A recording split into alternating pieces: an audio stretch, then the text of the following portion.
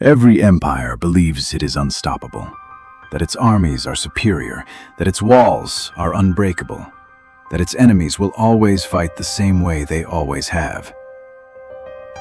History shows how dangerous that belief is. Because empires rarely fall because they are weak, they fall because something changes. Throughout history, a small number of extraordinary weapons did more than win battles. They rewrote the rules of warfare itself. They made entire strategies obsolete. They turned dominance into vulnerability almost overnight. These weapons did not simply destroy armies. They reshaped empires. The first of these weapons looked simple, almost unimpressive. The composite bow. Unlike primitive wooden bows, the composite bow combined wood, horn, and sinew into a compact weapon of devastating power. It stored enormous energy in a short frame. It could be fired rapidly, and most importantly, it could be used effectively from horseback. Empires built around heavy infantry and rigid formations suddenly found themselves helpless. Their soldiers trained to face enemies standing still, shields raised, lines locked. But these enemies never stood still. Mounted archers struck from a distance, disappeared, and returned again. There was no decisive clash, no clean victory, only exhaustion. Entire empires bled resources, chasing enemies they could never force into battle. The battlefield had changed, and many powers failed to notice until it was too late. Then came a weapon so terrifying it seemed almost unnatural. Greek fire, a secret mixture launched from ships and walls, igniting on contact and burning even on water. Once unleashed, it could not be extinguished.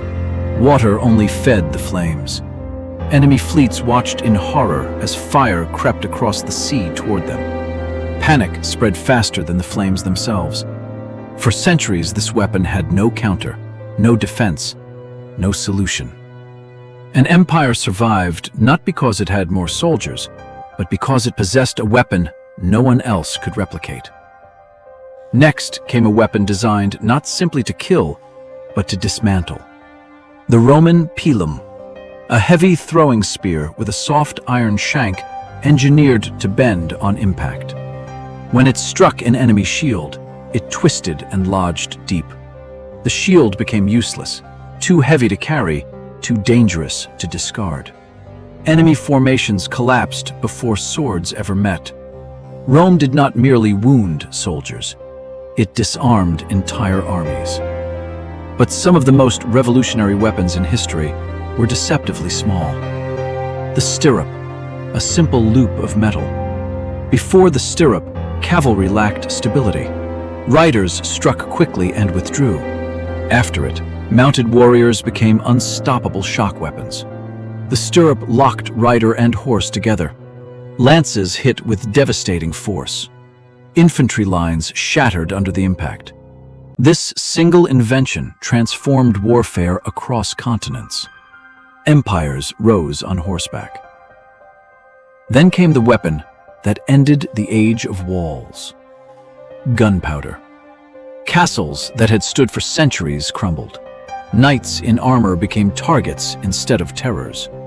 Power shifted away from individuals and into the hands of centralized states. War was no longer about skill or lineage.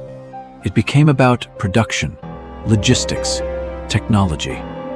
Gunpowder did not merely change how wars were fought. It ended entire eras.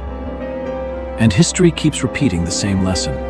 Every dominant power believes its advantage is permanent until someone invents something new. Today, weapons do not always look like weapons. They fly without pilots, strike without warning, decide without human input. History does not repeat itself. It upgrades. Empires do not fall because they are weak. They fall because the rules change. And the moment they do, everything that empire built becomes obsolete.